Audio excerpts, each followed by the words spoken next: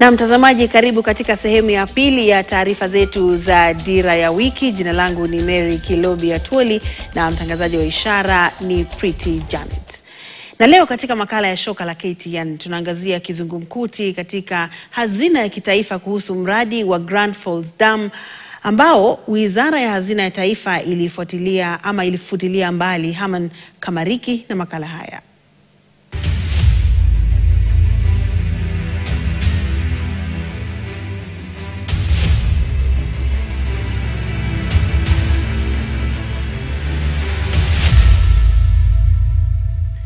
Karibu katika Shoka la KTN. Jina langu ni Haman Kamariki. Leo tunaangazia hifadhi yetu ya pesa kule Treasury.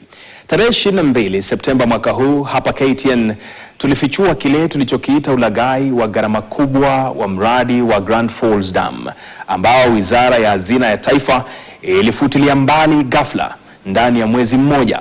Siku mbili baadaye Hazina ya Taifa ikajitokeza kwa hasira ikituhumu KTN kwa kuripoti uongo. Na hapo ndipo tunapoanza leo.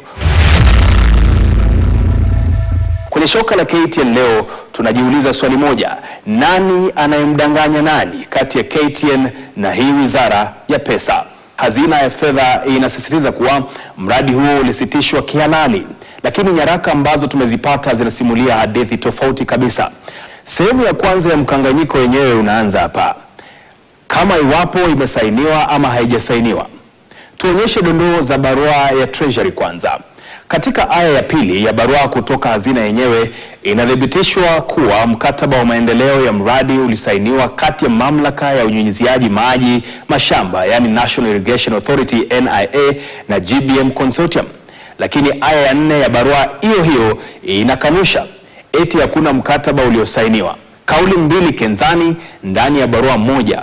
Hazina pia inadai ilipokea ripoti ya maendeleo ya mradi tarehe 31 Julai mwaka 2024, lakini ikaijadili mwaka mmoja baadaye, ikiwa ni tarehe 2 Julai 2025.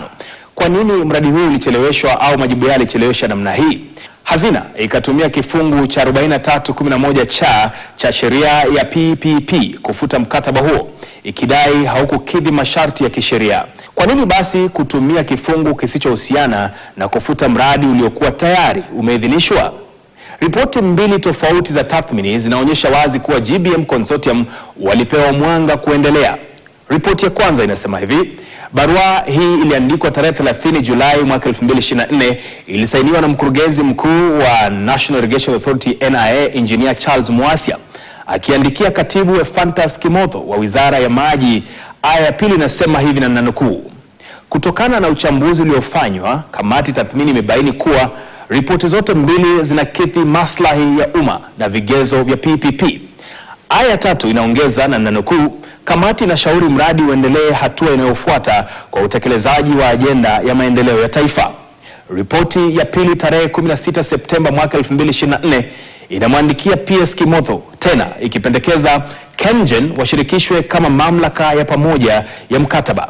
Lakini mambo yakachukua mkondo mwingine usio wa kawaida hapa.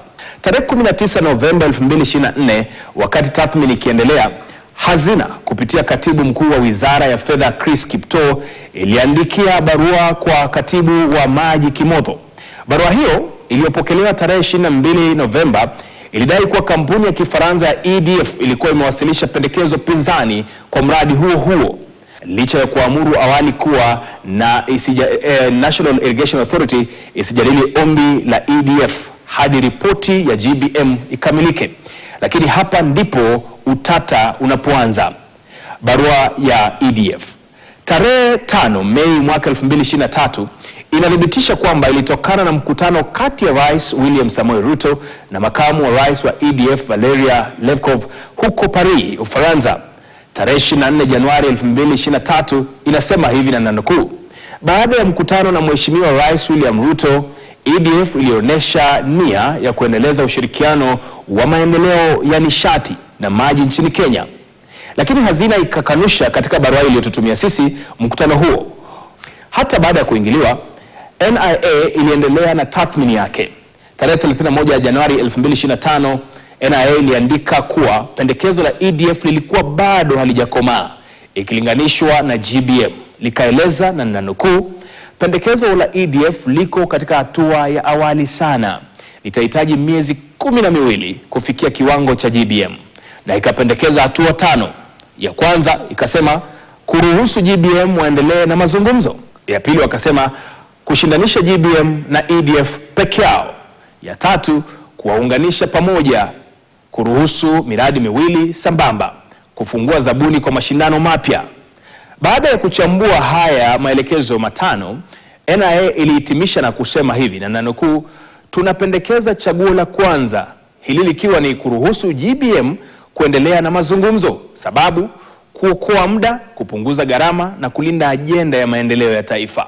Lakini hazina ya pesa ilipuuza ushauri huo.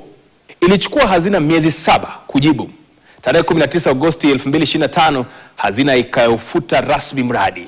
Ikachagua hatua ile ambayo ilikuwa imekosolewa na National Irrigation Authority. Basi, tujiulize maswali, yanabaki yakiwa mengi tu.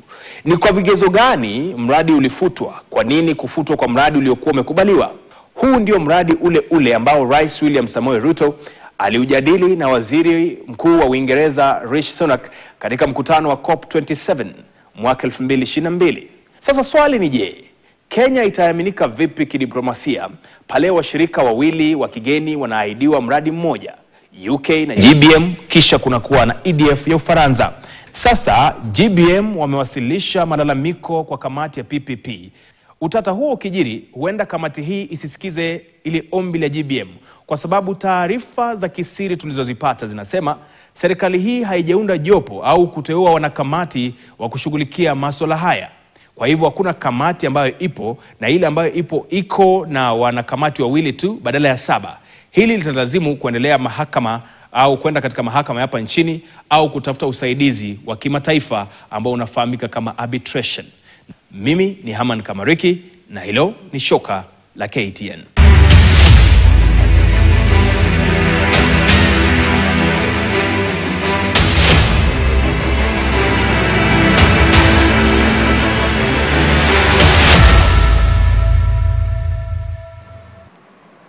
Na mtazamaji, baada